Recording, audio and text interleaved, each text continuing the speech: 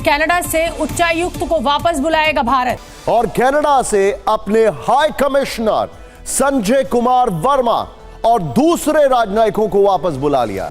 आज एक बार फिर ट्रूडो सरकार ने भारत के उच्च राजनयिक को निज्जर मर्डर केस में आरोपी बताया, जिसके बाद विदेश मंत्रालय से सख्त प्रतिक्रिया आई। बड़ी खबर इस समय की, राजनयिकों और अफसरों को भी वापस बुलाने का फैसला लिया गया है। निज्जर को लेकर आज MEA ने कनाडा के हाईकमान को तलब किया था और उसके बाद अब यह सूचना दी गई है कि राजनयिकों और अफसरों को वापस बुलाने का फैसला भारत सरकार ने लिया है। कनाडा से उच्चायुक्त भी वापस बुलाएगा भारत और कनाडा के रिलेशंस टूटने की कगार पे आ चुके हैं। भारत ने एक बड़ी अनाउंसमेंट कर दी है। भारत के हाई कमिश्नर और वेरियस और डिप्लोमेट्स भारत वापस बुला रहा है फ्रॉम कनाडा। देखिए, स्थिति बहुत जरा खराब है। मैं कहूंगा अब तक सबसे ज्यादा खराब डिप्लोमेटिक सिचुएशन हो चुकी है इंडिया और कनाडा के बीच में। रीजन मैं आपको बताता हूं।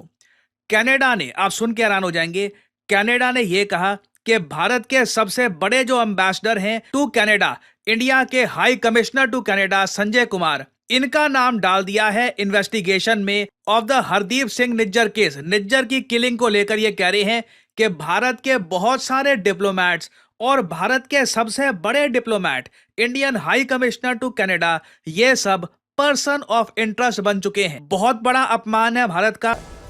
भारत के कनाडा से कूटनीतिक संबंध आजादी के फौरन बाद स्थापित हो गए थे, लेकिन यह शायद पहली बार है जब भारत ने कनाडा को लेकर इतना सख्त फैसला लिया है। आज भारत ने क्यों कहा कि उसे कनाडा की सरकार पर भरोसा नहीं है, यह पूरी टाइमलाइन आपको देखनी चाहिए।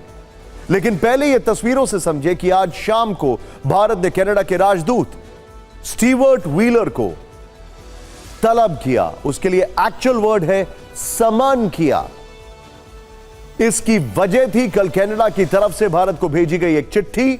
इस चिट्ठी में कनाडा सरकार ने भारत के हाई कमिश्नर और कुछ डिप्लोमेट्स को हरदीप सिंह निज्जर की कथित हत्या से जुड़े एक मामले से जोड़ा था। इस पर भारत ने कनाडा के राजदूत को बुलाकर सख्त ऐतराज जताया। विदेश मंत्रालय ने एक प्रेस रिलीज जारी की और यह साफ कहा कि कनाडा के प्रधानमंत्री ट्रूडो वोट बैंक राजनीति के लिए भारत के प्रति लगातार नकारात्मक रवैया अपनाते रहे। अपने कथित वोट बैंक के लिए कनाडा सरकार पहले भी भारत के आंतरिक मामलों में दखल दे चुकी है और इस प्रतिक्रिया के साथ ही भारत सरकार ने कड़े कदम भी उठाए हैं। भारत सरकार ने कनाडा में अपने उच्चायुक्त और राजनयिकों को वापस बुलाने का फैसला किया और इंडिया ने यह अपमान बिल्कुल नहीं सहा। सीधा सीधा यह कह दिया है, ओके, तुम्हारी कोई इन्वेस्टिगेशन में कोई हमको भरोसा नहीं है, हम हमारे high commissioner, Indian high commissioner को वापस बुला रहे हैं भारत। और अब आप देखोगे इंडिया कनाडा रिलेशंस बिल्कुल डिसमेंटल होने की कगार पे आ जाएंगे। पाकिस्तान लाइव के मुअज़्ज़िज़ नाज़रीन, अस्सलाम वालेकुम। कनाडा और भारत के दरमियान इस वक्त हालात बेहद कशीदा हो चुके हैं, जब कनाडा ने खालिस्तान तहरीक के एक अहम रहनुमा हरदीप सिंह निज्जर के कत्ल पर तफ्तीश का आगाज किया। ये कत्ल एक बड़े तनाज़े का बायस बना हुआ है और कनाडा की जानिब से इस कत्ल में भारतीय हाई कमिश्नर संजय कुमार का नाम शामिल होने पर भारत की नींदें हराम हो चुकी हैं।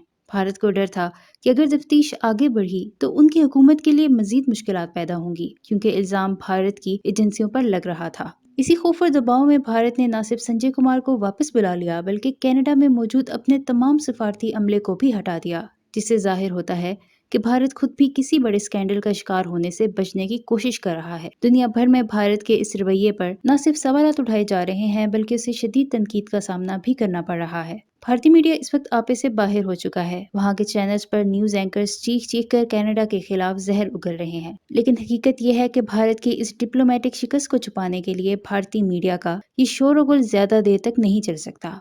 कनाडा इस तफ्तीश में संजीदगी से आगे बढ़ रहा है और भारत के खिलाफ बैनुल अक़वामी सतह पर भी आवाजें बुलंद हो रही हैं।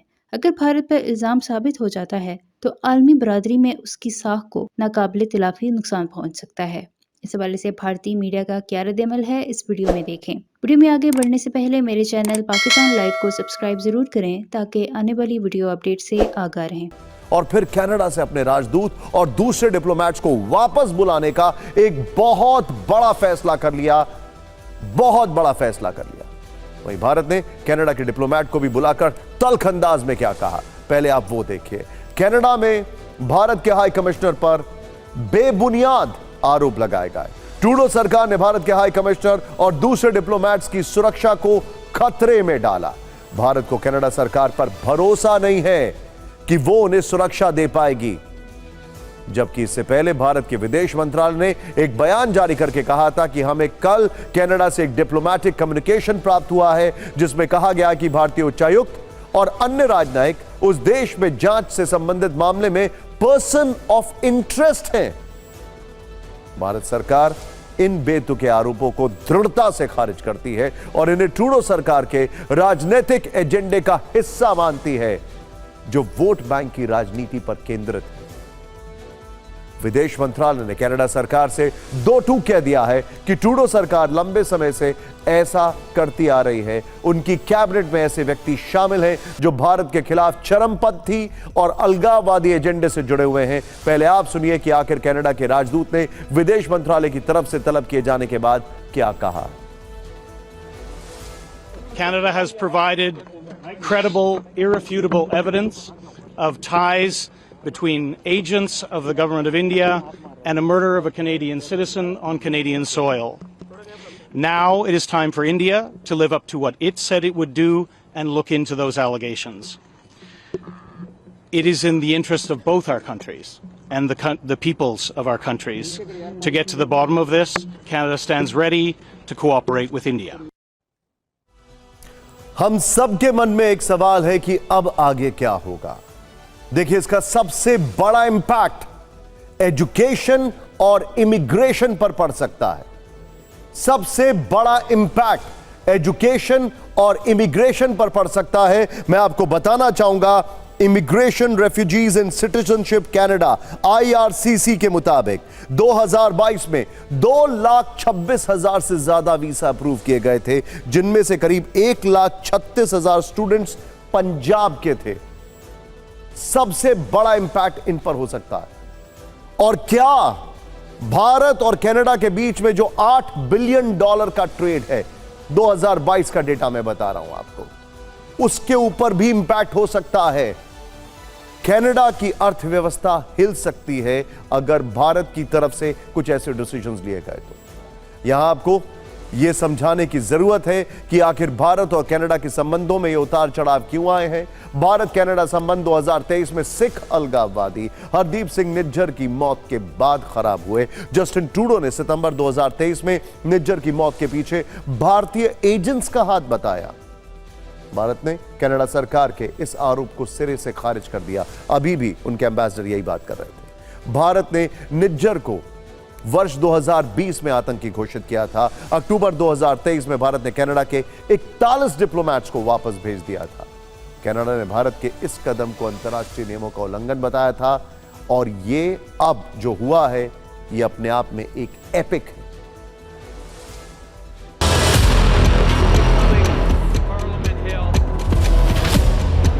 हमने बिल्कुल सही किया है और अगर ये दोबारा कुछ नौटंकी करता है तो इसका जो राजदूत यहाँ पर है, उच्चायुक्त, हाई कमिश्नर, उससे कहें कि भाई आप अपने देश में जा, आराम कर, बहुत यहां थक गया है।